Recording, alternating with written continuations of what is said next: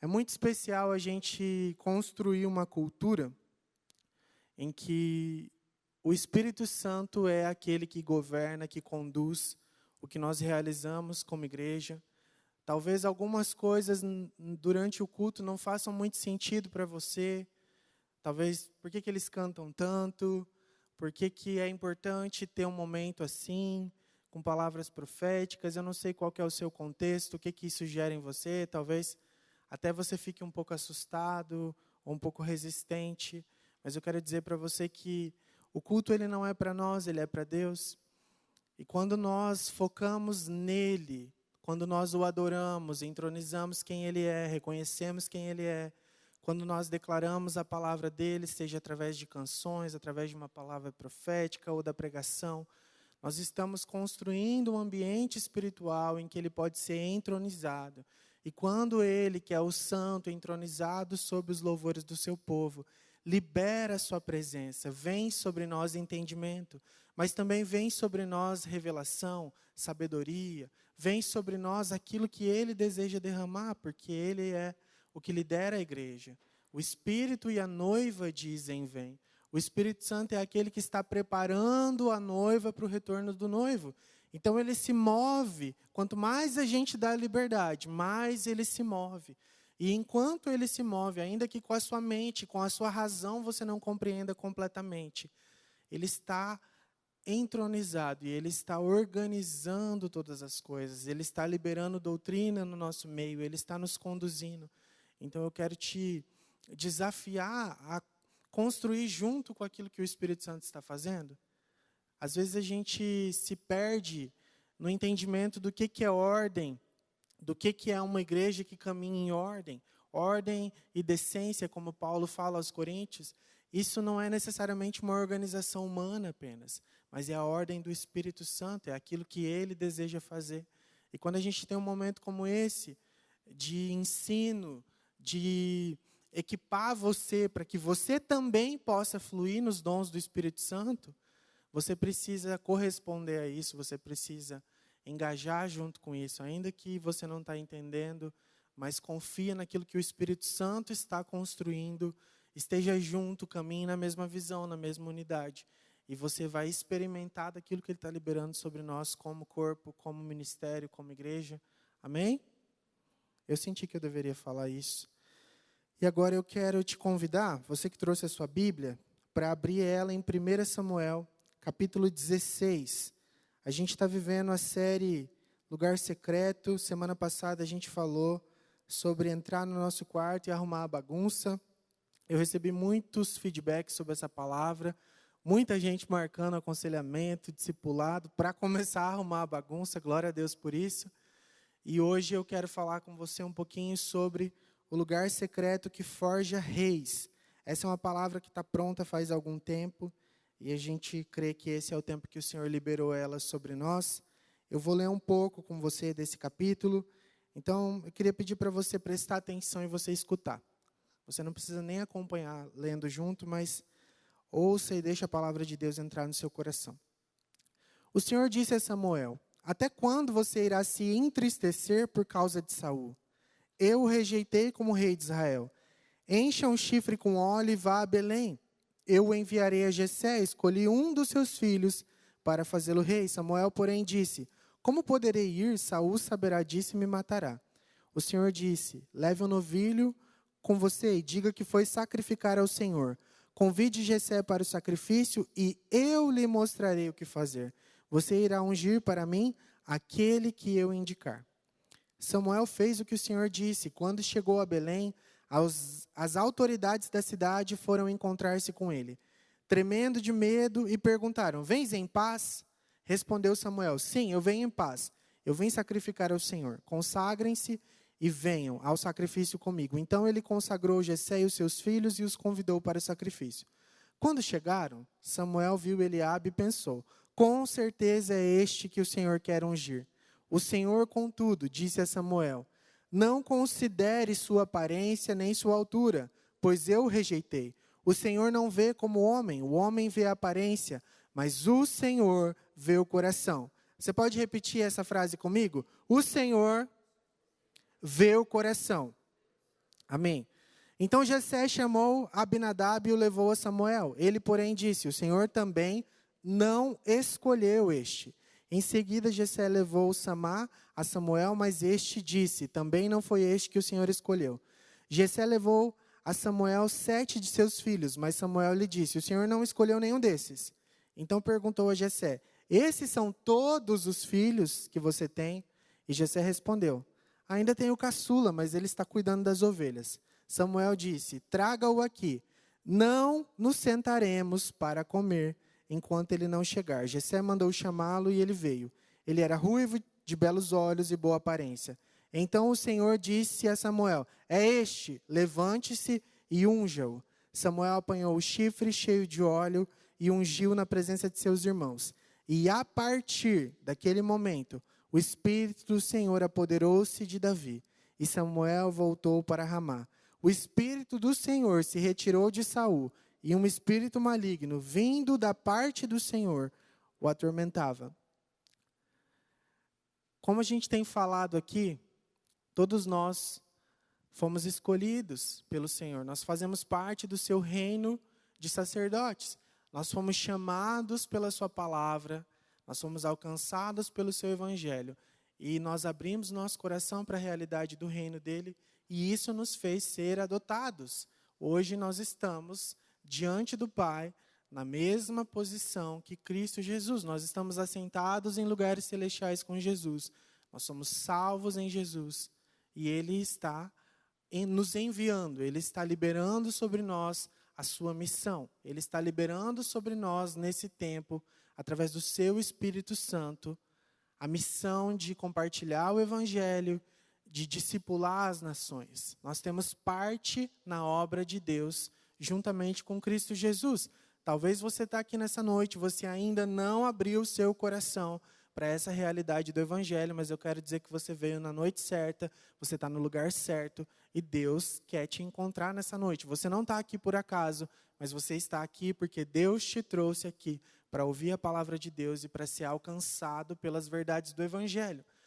Mas quando a gente fala que nós todos somos chamados, significa que nós todos fazemos parte de um reino de sacerdotes. Nós somos chamados para reinar junto com Jesus. E isso pode parecer um pouco estranho para você, pode soar estranho aos seus ouvidos. Jesus é aquele que é tão grandioso, tão belo, tão santo, tão maravilhoso. E aí você olha para você e fala: mas eu? E por causa da obra dele na cruz, por causa daquilo que ele fez, que foi perfeito, que foi suficiente, a resposta é sim, você. Porém, essa resposta demanda um posicionamento diante daquilo que ele tem falado para nós. Jesus, em determinado momento, isso está registrado em Mateus 22, versículo 14, ele fala algo que é um pouco assustador. Pois muitos são chamados, mas poucos são escolhidos. Não parece um contrassenso dizer que nós somos escolhidos e depois dizer que muitos são chamados, mas poucos são escolhidos? Mas eu quero ler para você aquilo que a Bíblia diz em Efésios, no capítulo 2, versículo 10. Porque somos criação de Deus, realizada em Cristo Jesus, para fazermos boas obras, as quais Deus preparou de antemão para nós, para que nós as praticássemos. Reinar com Cristo é você se posicionar de acordo com a palavra dele, é você estar disposto e disponível para colocar a palavra dele em prática. E quando você se posiciona para colocar a palavra de Jesus em prática, significa que você se dispõe a servir. O reino que nós fazemos parte é um reino de servos. Reinar com Cristo é você servir, porque maior é aquele que serve. Em determinado momento, os discípulos eles estavam discutindo quem entre eles era maior. 2 discípulos tinham chegado para Jesus e falado assim: mestre, quando você vier estabelecer o seu reino, prepara lá do lado do seu trono um lugar para mim, à direita, para ele à esquerda, e a gente vai estar lá do seu lado. E aí Jesus pergunta para eles: vocês podem beber do cálice que eu vou beber, vocês podem ter parte comigo? E Jesus estava falando do sofrimento da cruz. E eles, sou discípulo de Jesus, eu posso. Eles responderam: sim, nós podemos. E Jesus falou, vocês podem, mas esses lugares não cabem a mim, é o Pai que vai determinar. Só que isso gera um conflito no meio dos discípulos. Os outros 10 ficaram indignados, porque 2 queriam ser maiores. E aí Jesus chama eles e ele dá uma aula do que significa liderança, do que significa reino. Ele chama eles e fala, ei, lá fora, maior é aquele que governa. Os governantes das nações exercem domínio sobre elas. Lá fora, a cultura é, quem é o maior, quem é o maior manda. A cultura que você conhece, manda quem pode, obedece quem tem juízo, certo? Quem já teve patrão aí sabe do que eu estou falando. Porém, no reino dos filhos de Deus, a cultura é inversa. A gente faz parte de um reino que ele está de ponta cabeça. Na verdade, o mundo está de ponta cabeça. E o Evangelho está chamando a gente para ajeitar as coisas. E quando Jesus voltar, o governo perfeito dele vai ser estabelecido. Mas até lá, quem é chamado para estabelecer o reino somos eu e você. E como que a gente estabelece esse reino? Servindo? Maior é aquele que serve. Então, falar que você é chamado para reinar com Cristo é dizer que você é chamado para servir naquilo que Ele colocou nas suas mãos, naquilo que Ele chamou você para fazer. E quando você serve como Jesus, quando você serve revelando Jesus, quando o seu caráter representa o caráter de Jesus, quando as pessoas olham para você no dia a dia e falam assim, nossa, mas por que essa pessoa é assim?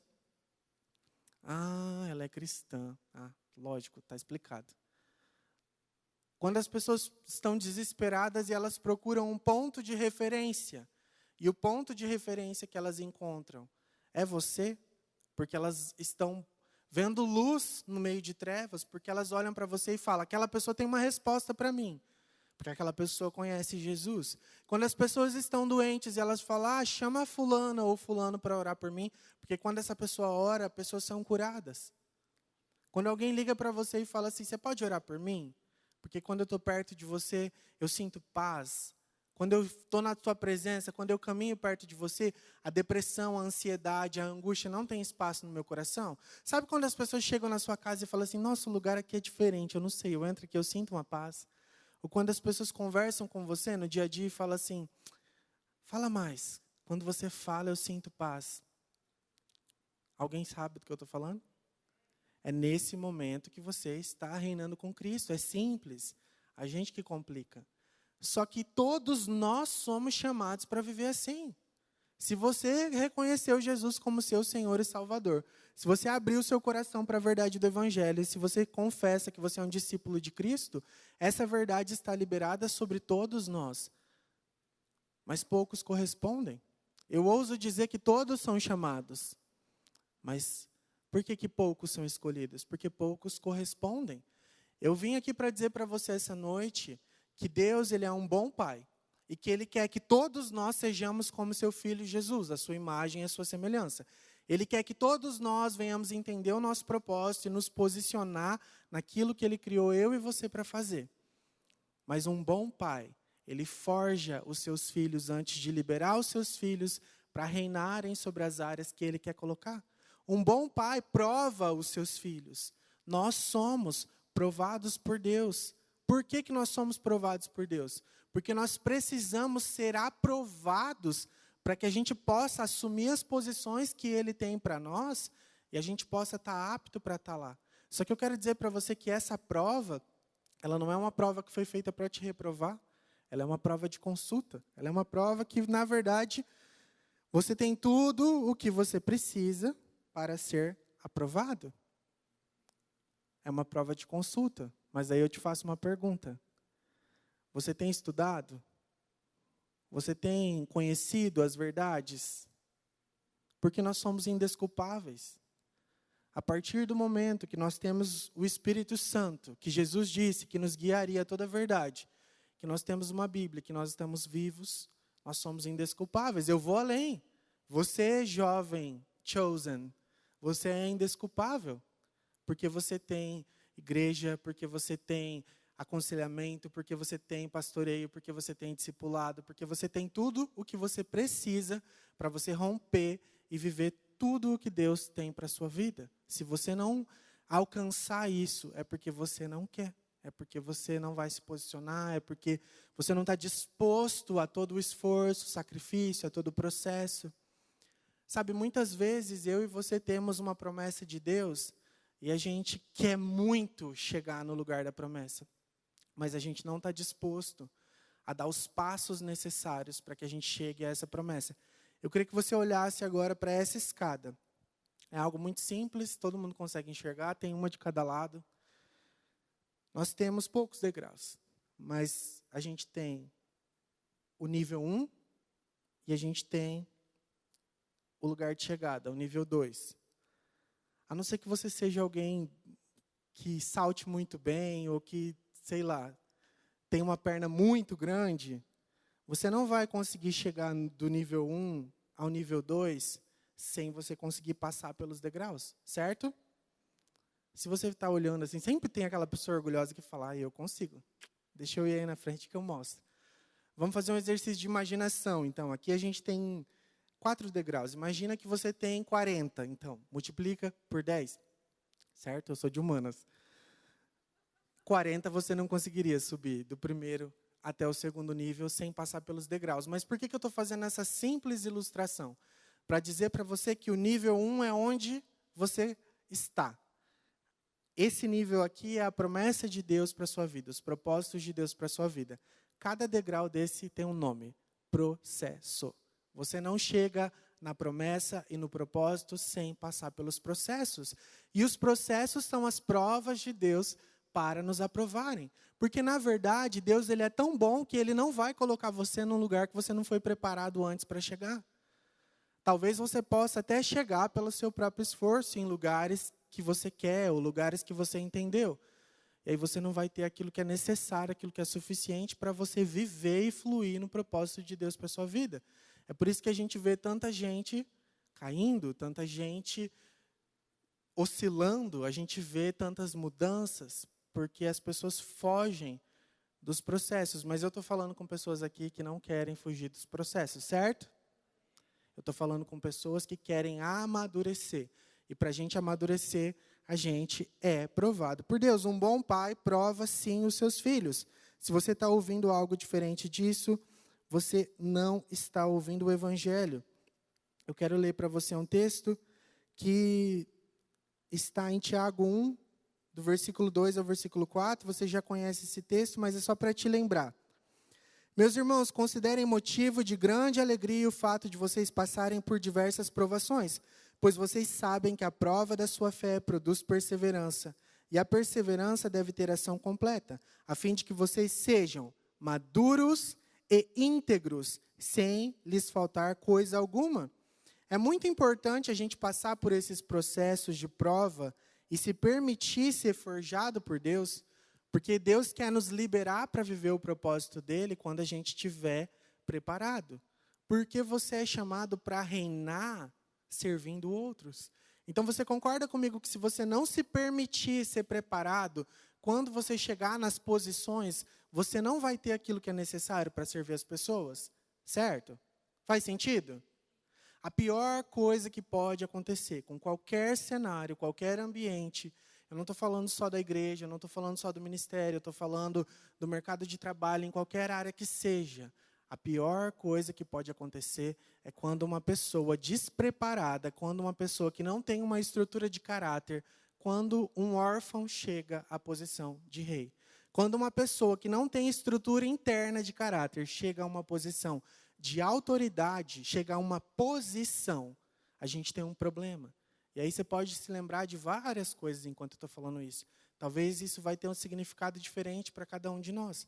Mas por que isso acontece? Porque antes de a gente chegar numa posição, a gente precisa ser preparado dentro para que a gente tenha aquilo que é necessário para ocupar uma posição. E isso não está falando só de unção. Saul foi um rei escolhido por Deus, ungido por ele. Deus não queria que tivesse um rei, começa por aí. Mas o povo quis um rei. Deus queria que ele reinasse e governasse através dos seus sacerdotes, através dos seus profetas. Mas o povo quis um rei. Samuel ficou muito chateado. E aí Deus fala para Samuel, não foi você que eles rejeitaram, foi a mim.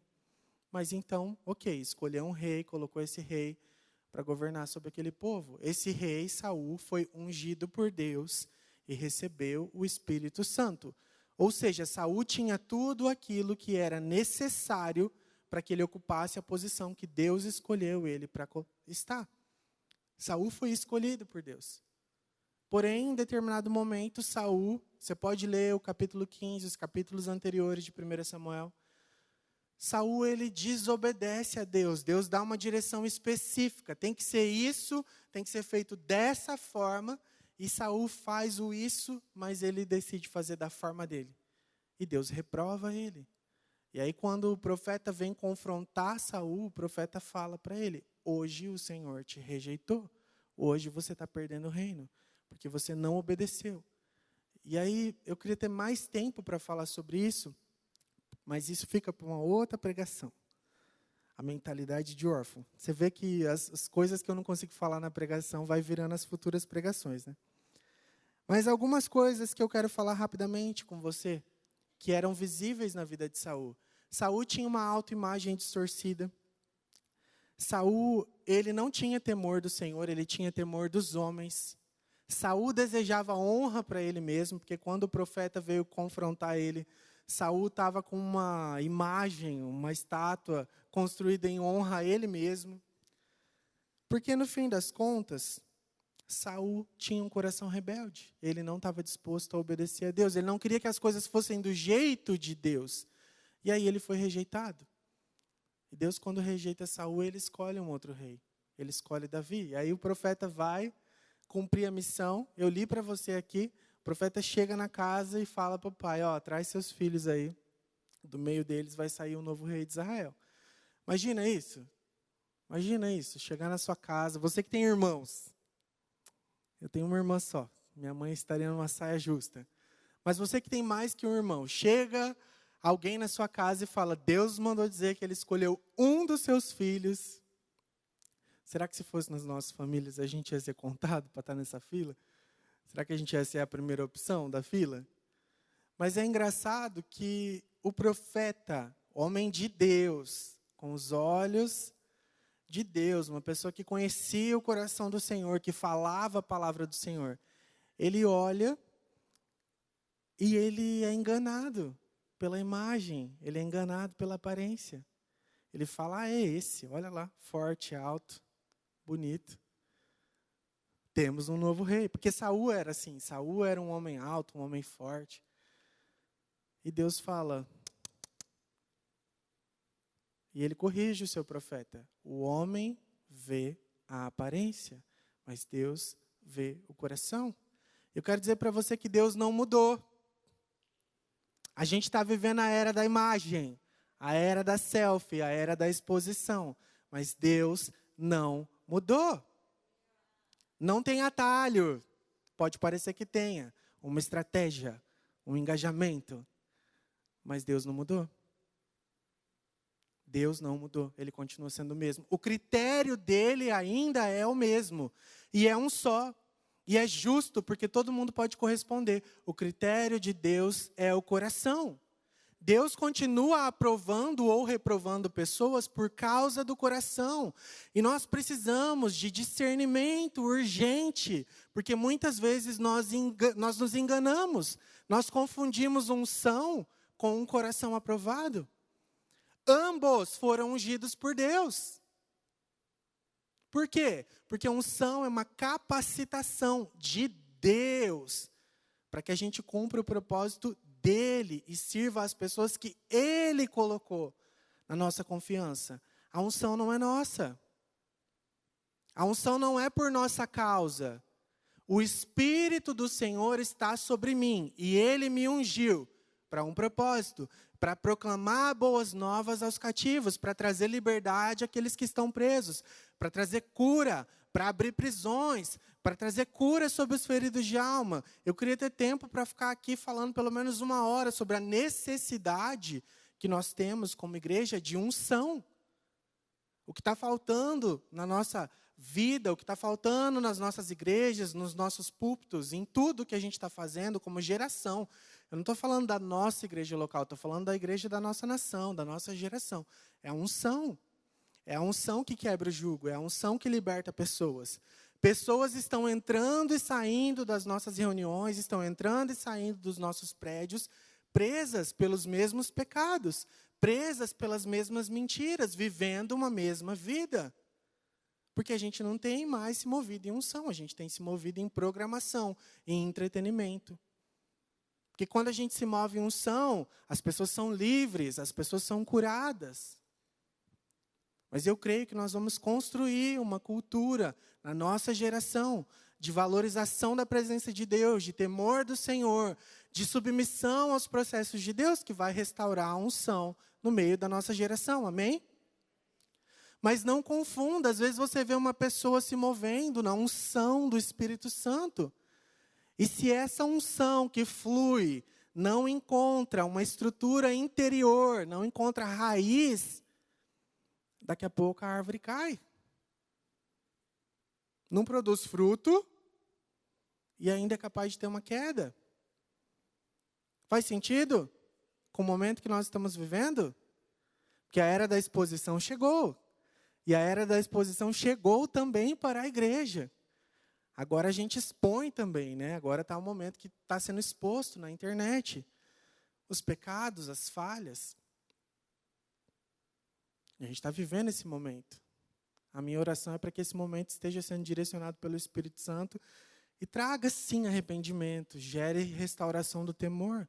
Porque se a gente, que não está sendo exposto, mas que está assistindo essa exposição, não está caindo de joelhos, pedindo perdão a Deus e orando pela nossa geração, eu já posso te dizer, não vai produzir fruto nenhum. Porque a gente está só interessado na fofoca do momento. E isso é algo muito sério. Mas voltando para nós, para a nossa realidade. Ambos eram ungidos. Saul foi reprovado porque o coração dele se corrompeu. Davi estava lá, escondido. E ele foi encontrado. Porque Deus aprovou o coração dele. O pai dele nem lembrou que ele existia. Ele nem foi contado. Mas Deus foi até aquele lugar, porque Deus olhou e encontrou um homem segundo o seu coração. Quando eu falo para você que existe um lugar secreto que forja reis, eu quero dizer para você também que você vai ser encontrado para a posição que Deus tem para você nesse lugar. Davi não precisou fazer um marketing dele mesmo. Davi não precisou se promover. Davi viveu diante da audiência do Senhor. E quando ninguém lembrava que ele existia, ele era conhecido por Deus. E Deus já tinha escolhido ele, por causa do coração aprovado que ele tinha. Quando eu for falar com você a última mensagem dessa série, que é o secreto na era da exposição, eu vou poder entrar mais nisso. Eu estou vivendo pelo dia dessa mensagem faz alguns meses. Mas hoje, aqui, eu quero dizer para você que existe um lugar onde reis são forjados, onde filhos são preparados para serem mais parecidos com Jesus e liberados por Ele, no tempo dEle, da forma dEle, para viverem os planos e propósitos que Ele tem. Você pode chegar no topo pela sua própria força, talvez, mas você não vai conseguir permanecer lá. Porque você precisa ser conduzido pelo Senhor, e você precisa ser aprovado por Ele, para viver o que Ele tem para você. Depois dessa introdução, brincadeira, talvez não, fica aí para você orar. Quem tem fé já está intercedendo.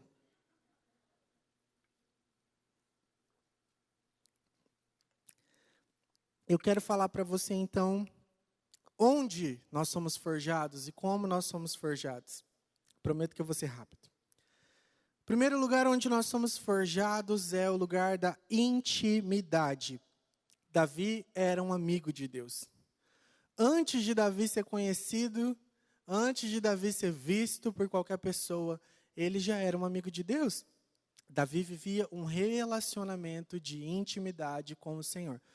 Ah, lá vem esse pastor de novo, esse cara chato, falando de novo de intimidade. Se você não está disposto a ter intimidade com o rei, por que você quer reinar com ele?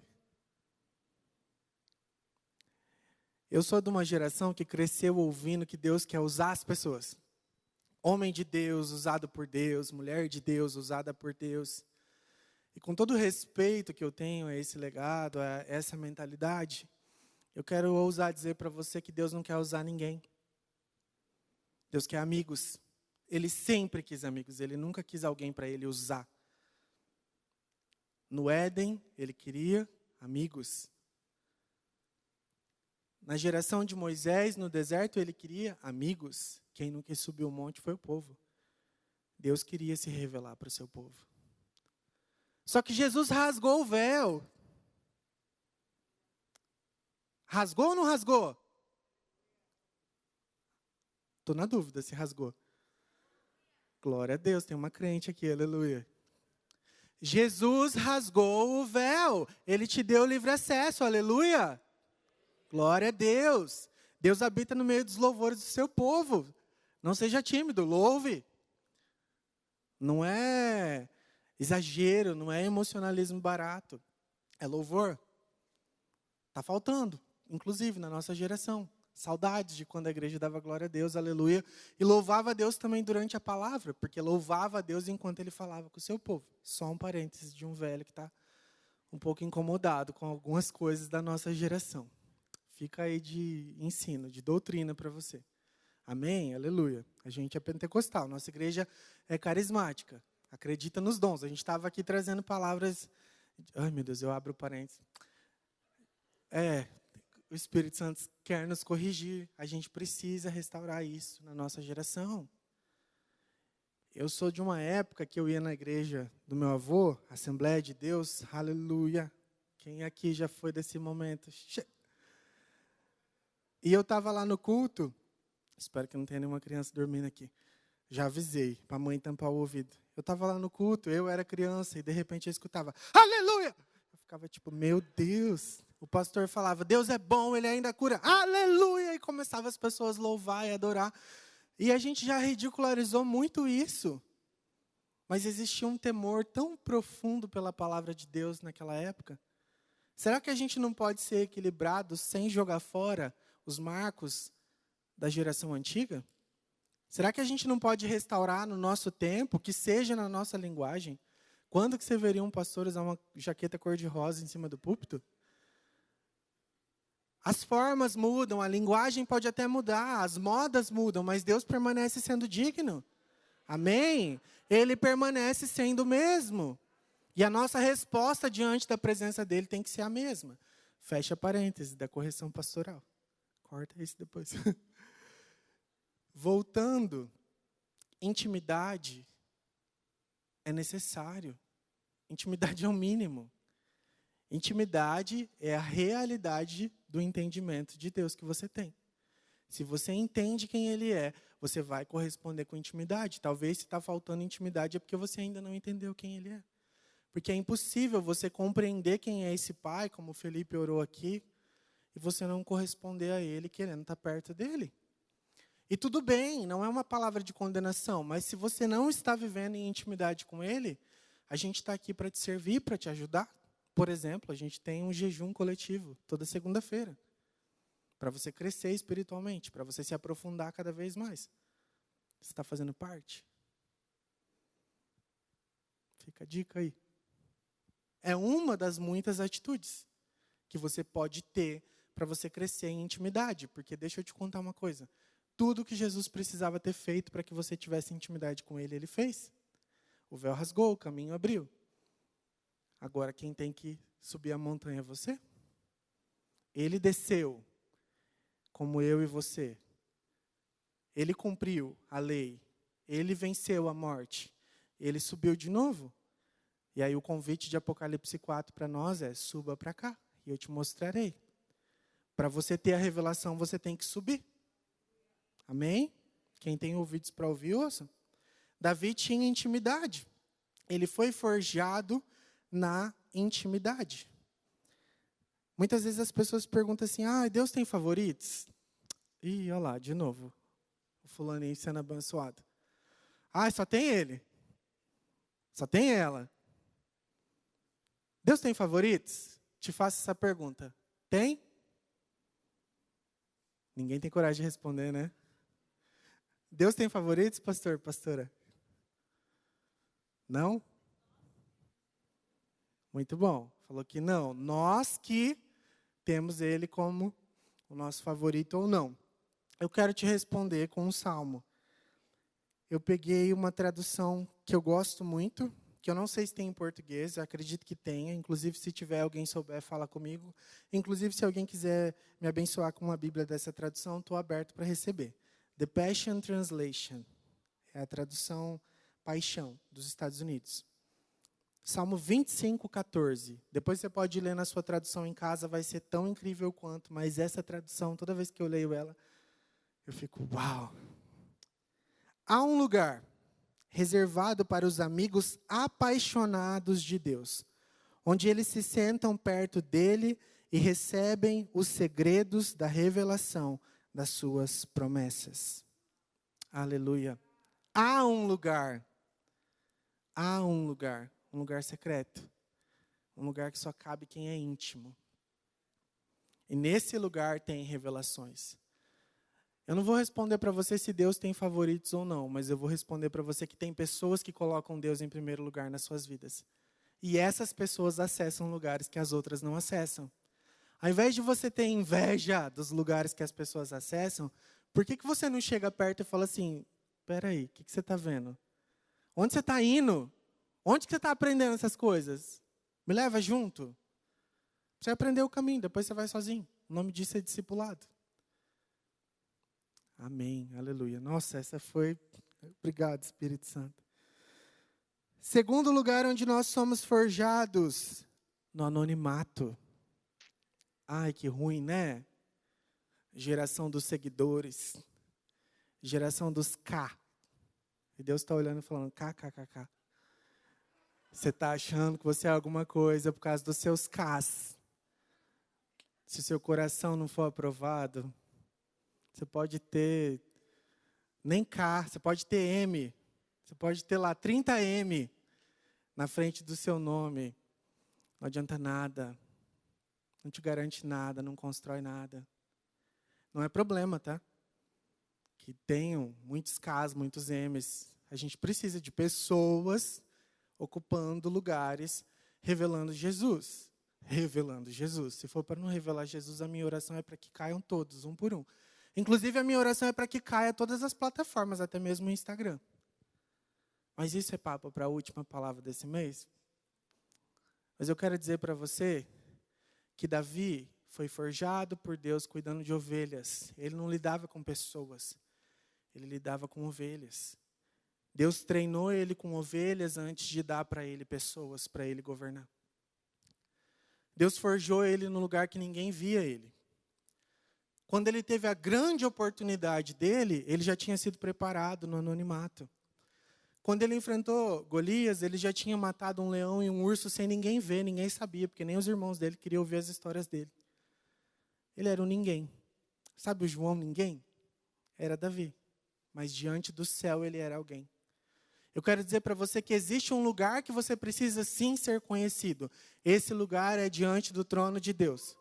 Quando você é conhecido diante do trono de Deus, quando você abre a sua boca, a realidade do céu é liberada. Quando você é conhecido também diante do inferno, a sua vida está valendo a pena.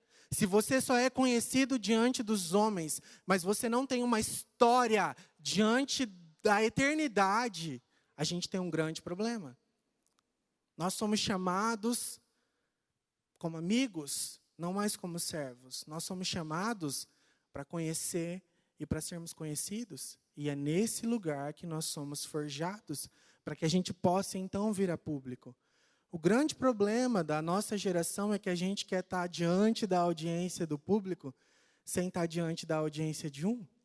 E é por isso que a gente vê tanto problema, é por isso que a gente vê tanta distorção, mas eu não tenho tempo para aprofundar nisso. Eu só quero dizer para você que existe uma diferença entre relevância e fama. Saul, ele teve inveja de Davi a partir do momento que Davi começou a ficar famoso. Eles voltaram da guerra, Davi estava trabalhando junto com Saul. E aí as mulheres começaram a cantar. Saul matou milhares, Davi matou 10 milhares. Eu ia fazer uma cantiga aqui, mas achei que não ia ser sábio. Tem que ter senso, né? Mas brincadeiras à parte, foi só no momento que Davi entrou no radar da fama que Saul ficou incomodado, porque Saul se movia por fama, se movia pela aprovação dos homens. Davi não. E aí Davi começou a ser perseguido. Por que eu te contei essa história? Porque existe uma diferença entre relevância e fama. Relevância é você ter impacto na vida das pessoas que estão em volta de você por causa da vida que você vive. Você pode ser relevante na sua casa, você pode ser relevante na sua faculdade, no seu lugar de trabalho, na sua cidade. Fama é efêmera. Você é conhecido, sabe Deus por quantas pessoas. Mas amanhã vem outro, você é esquecido. Ou você tropeça e acabou tudo. A gente não está na geração que tem medo de ser cancelada? A minha pergunta é, será que a nossa geração tem medo de ser cancelada no céu? Entenda o que eu estou dizendo, você não vai ser cancelado por Deus se você falhar. Mas se a gente tivesse o mesmo temor que a gente tem do que as pessoas vão pensar sobre nós, de Deus, as nossas ações seriam diferentes, a nossa vida seria diferente. Nós somos forjados no lugar da obediência. Aleluia. Congela o tempo, Deus. A igreja diz amém. Eu juro, não posso jurar, perdão, Senhor. Eu prometo que você vai conseguir sair com a sua namorada, com o seu namorado. E nós que estamos aí na espera do milagre, é melhor a gente ouvir a palavra mesmo. É o que temos. Aleluia por isso. Amém. Pastor do céu, você acabou de dar um spoiler. Somos forjados no lugar da obediência e no lugar da fidelidade. Só porque você falou isso, eu vou falar da fidelidade primeiro. Mesmo sabendo que Davi seria o próximo rei, ele foi fiel servindo Saul. Ele foi fiel caminhando debaixo da liderança e da autoridade daquele rei louco. Fecha parênteses. Mas ele foi fiel, porque antes de ser fiel a alguém, Davi era fiel a Deus.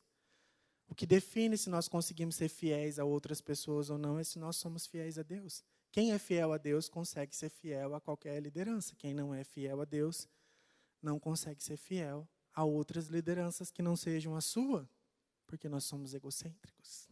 Nós queremos títulos, cargos, microfones, posições. Mas eu quero dizer para você que Deus nos forja também no lugar da fidelidade.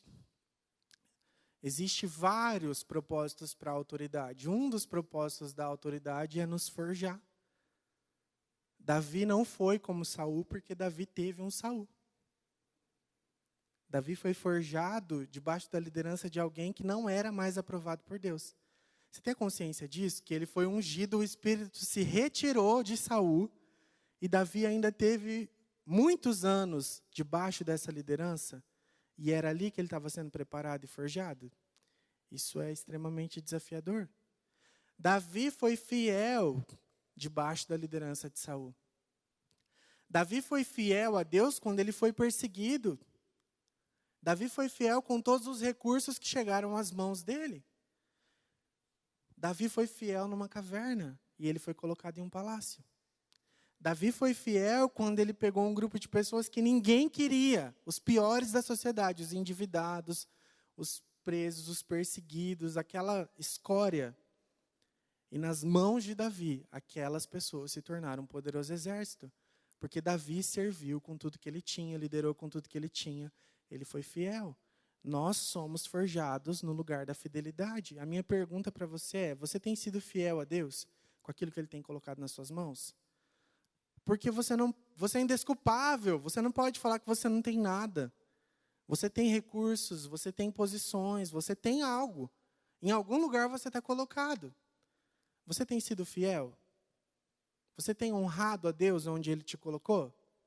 Porque não é sobre quantidade. Fidelidade é sobre postura do coração.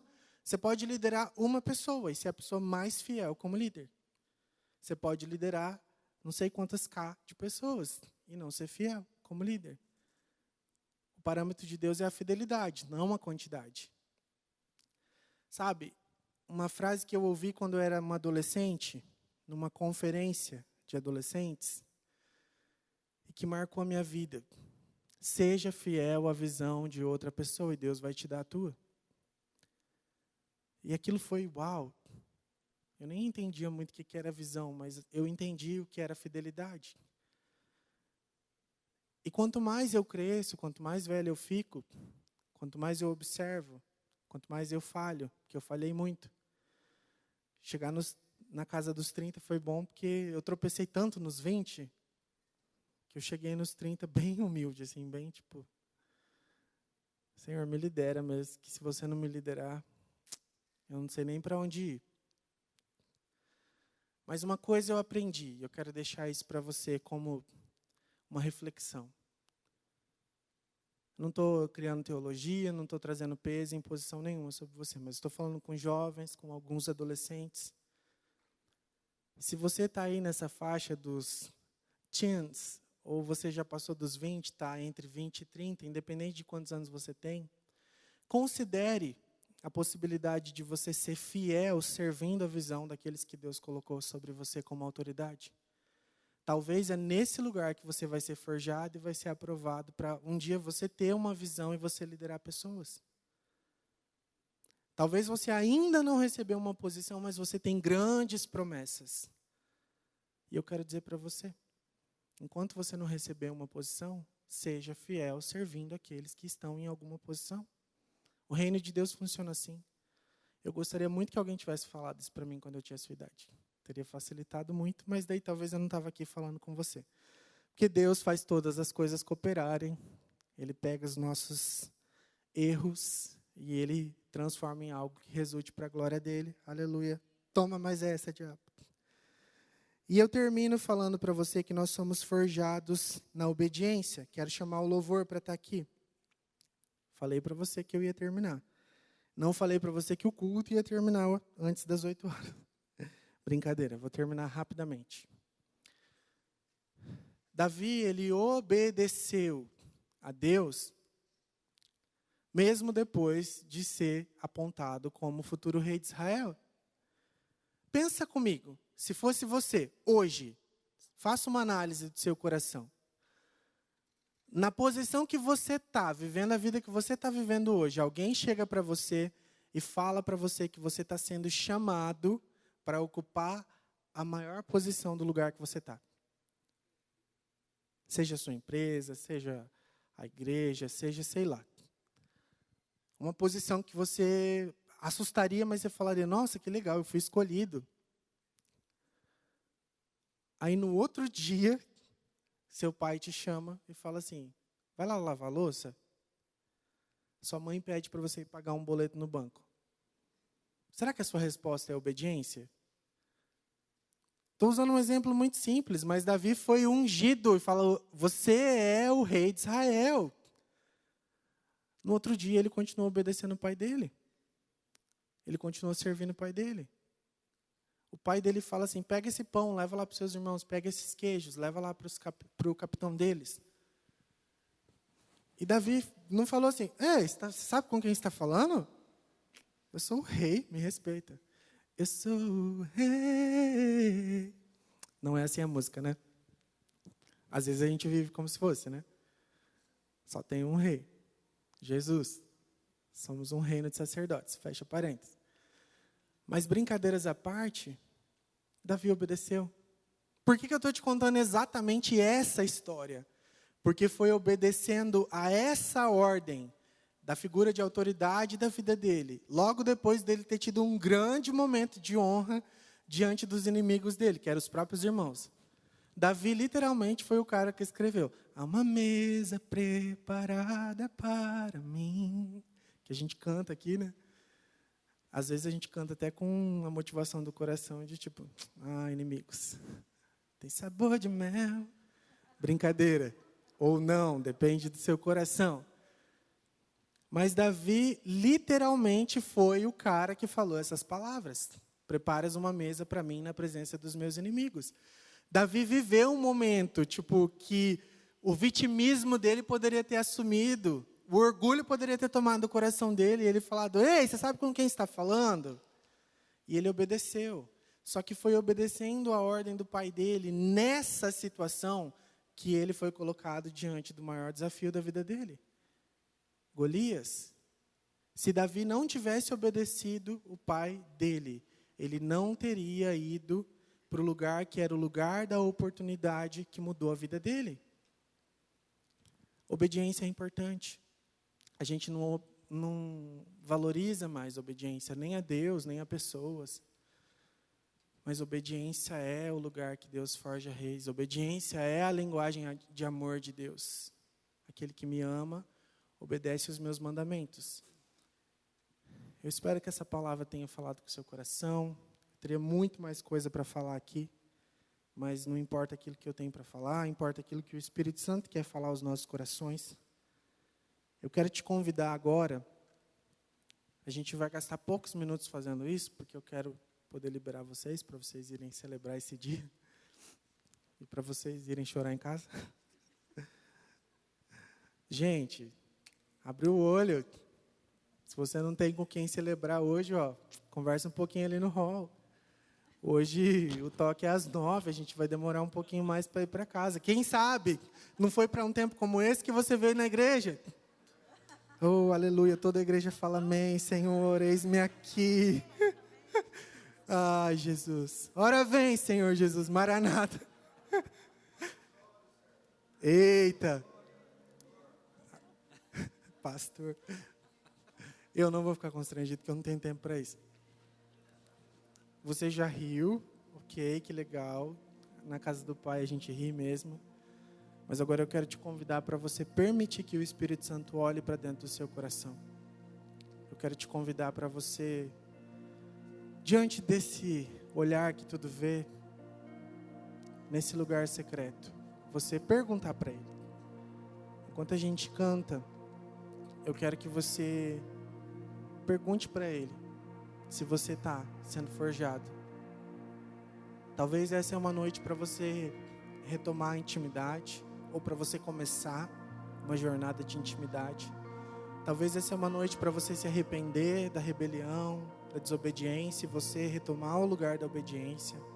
Talvez essa é uma noite para você se arrepender da infidelidade, você retomar o lugar da fidelidade. Talvez essa é uma noite para você entender de uma vez por todas que está tudo bem você não ser conhecido pelos olhos dos homens. Só existe um olhar diante do qual você precisa ser conhecido. Eu não sei qual é o ponto que você precisa forjar o seu coração, mas eu sei que aquele que forja corações está aqui essa noite. Eu quero te desafiar a, nesse momento, abrir o seu coração diante dele, a falar com ele, a permitir que ele construa dentro de você aquilo que ele quer construir. Sim, Jesus, a tua presença vale mais, Senhor, do que tudo. A tua presença é a razão de nós estarmos aqui. Oh, Jesus, nessa noite nós te pedimos, Senhor, abre os olhos do nosso entendimento. Nos leva a compreender, através da revelação do teu Espírito, o valor da tua presença. Afasta de nós tudo aquilo que nos afasta da tua presença. Alcança os nossos corações e retira dos nossos corações todos os inimigos, todos os falsos amores, todos os falsos ídolos. Nos dá, Senhor, um coração quebrantado, nos dá um espírito reto. Renova em nós a alegria da salvação e não retire de nós, Senhor, a tua presença. Eu oro, Pai, para que nessa noite o Senhor nos leve a um lugar de arrependimento e nos conduza, Espírito Santo, a um lugar de mais intimidade. Senhor, em nome de Jesus, retira da nossa mente todas as mentiras que nos impedem de acessar um lugar de intimidade com o Senhor. Retira de diante dos nossos olhos todas as distrações que que nos impedem de acessar um lugar de prazer e deleite no Senhor. Porque na Tua presença há plenitude de alegria, na Tua presença há delícia, Senhor. Nós queremos viver nesse lugar de intimidade.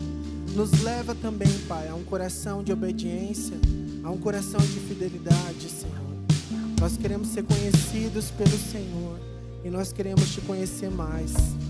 Em nome de Jesus.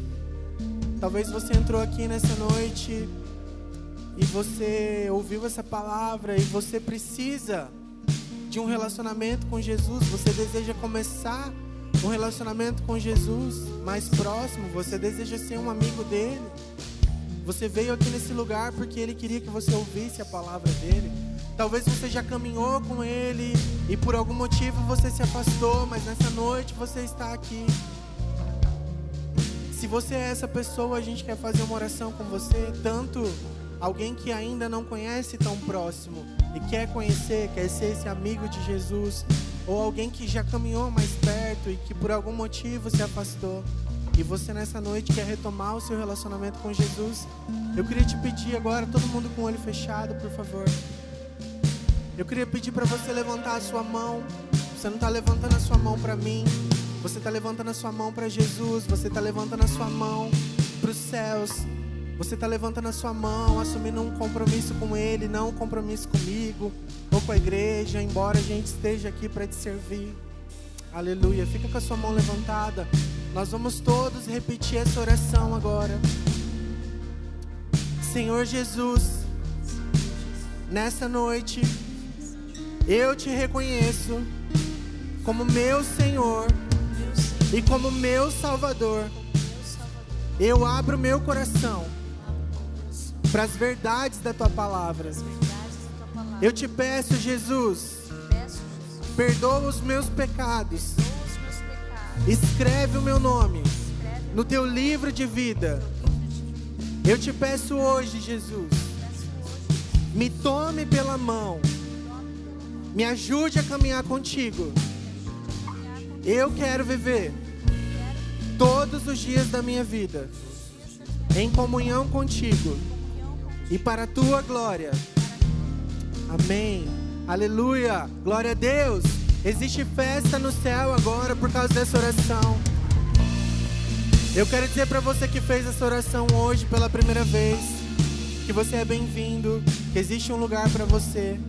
Nós queremos ser sua família, queremos servir você. Você que fez essa oração hoje pela primeira vez, ou você que está nos visitando pela primeira vez, quando você passar para ir embora, ali na recepção tem aquele balcão. Você vai pegar um presente, deixar o seu nome, seu WhatsApp ali. Se você quiser, a gente entra em contato com você durante a semana, marca para conversar, para orar por você. Estamos aqui para te servir. Que Deus abençoe sua vida. Vá em paz, que o amor do Pai, a graça de Jesus, a comunhão do Espírito Santo esteja sobre você. Vai comemorar o Dia dos Namorados. Não se aglomere. Toma cuidado, usa máscara. E a gente te vê sábado que vem.